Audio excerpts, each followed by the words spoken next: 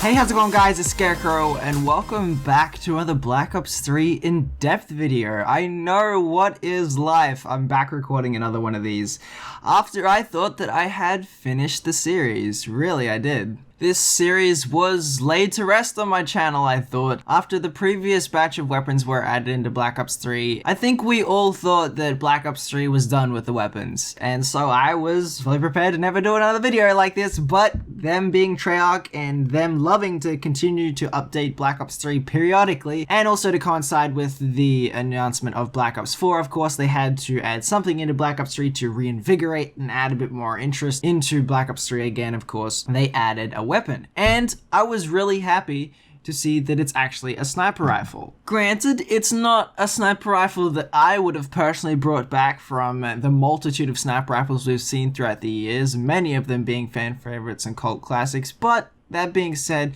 it is a pretty recognizable sniper, and it is of course the XPR. The XPR is of course a sniper from Black Ops 2, possibly the most popular Call of Duty game ever. And I gotta say, I was kind of hoping that they'd bring back the ballista from Black Ops 2, because in my mind, the XPR, while it had some fans, that's for sure, and you could definitely have a fun time with it, it wasn't the sniper that you would think of when you think of classic good snipers from Black Ops 2. Of course, you had the DBSR, which arguably has already been added into Black Ops 3, but that's not the same weapon at all, let's be honest here. A double barrel sniper rifle that's actually pretty garbage doesn't compare to the original DBSR at all.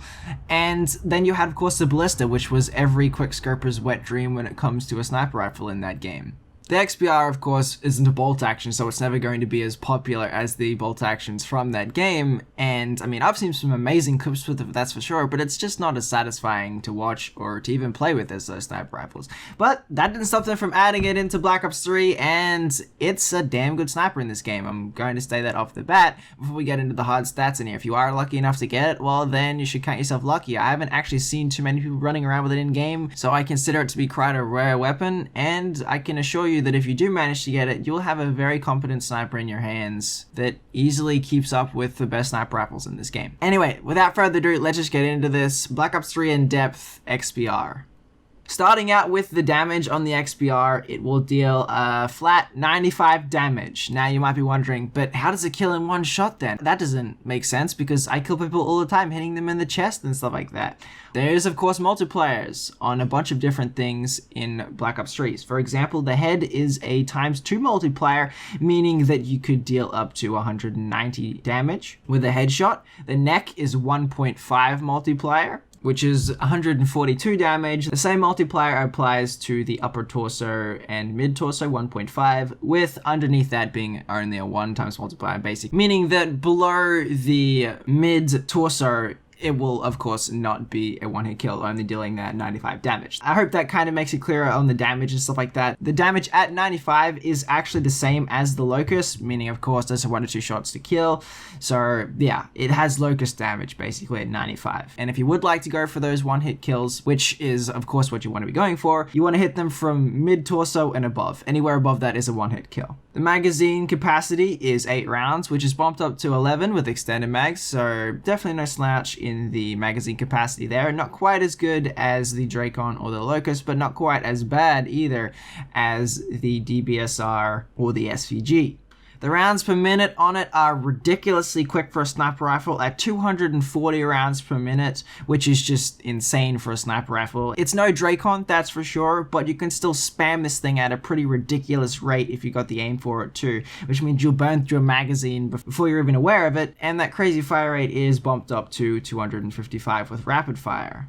I personally don't think rapid fire is really needed on this sniper rifle. An extra 15 rounds per minute isn't really going to help that much. With the gun only having 8 to 11 rounds in the magazine, you want to be a little spammy, but not that spammy. And I don't think there'll ever be any situation where we require that extra 15 rounds per minute, really. So it's really up to you whether you want to use it, but I do think there are better attachment choices. The reload speed on it is 3.5 seconds, which isn't too bad. It's a little slow, but considering the size and weight of the sniper rifle, I do think it makes sense that it has a reload speed like that of the SVGs at 3.5 seconds. It has a sprint out time of 0.3 seconds, which is the same as most of the other sniper rifles, so nothing too out of the ordinary there. And it has an ADS time of 0.4 seconds, which is the same as the SVG. So it has the same aim down sight as the SVG, which makes sense considering the size of it. Again, it's a big, heavy, bulky sniper rifle.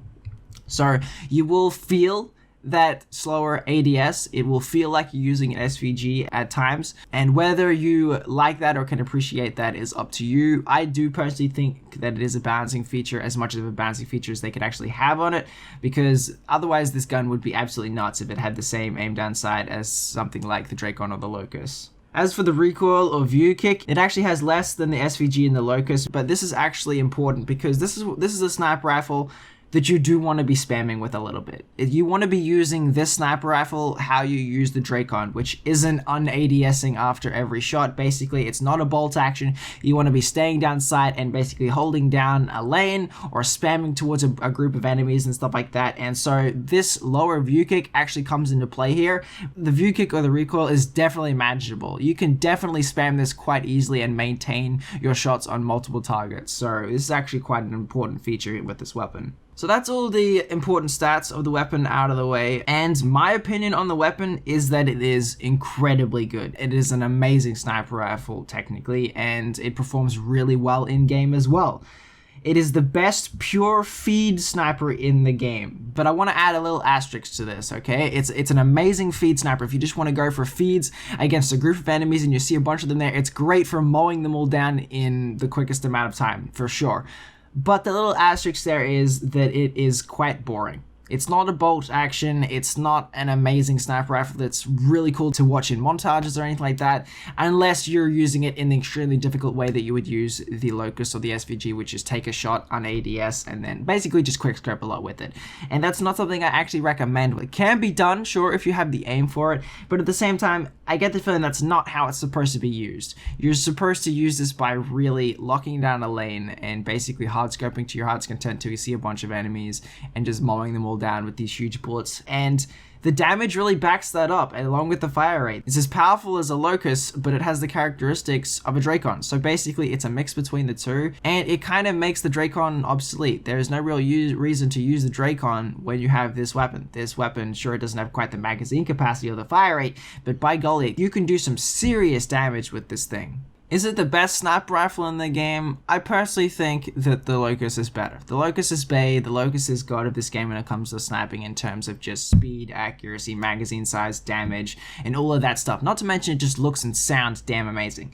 But this gun technically can keep up with it. It's not a classic bolt action, quick scoping sniper rifle, that's for sure. But I suppose it has its own charm to it, and that will appeal to a certain crowd as well. So yeah.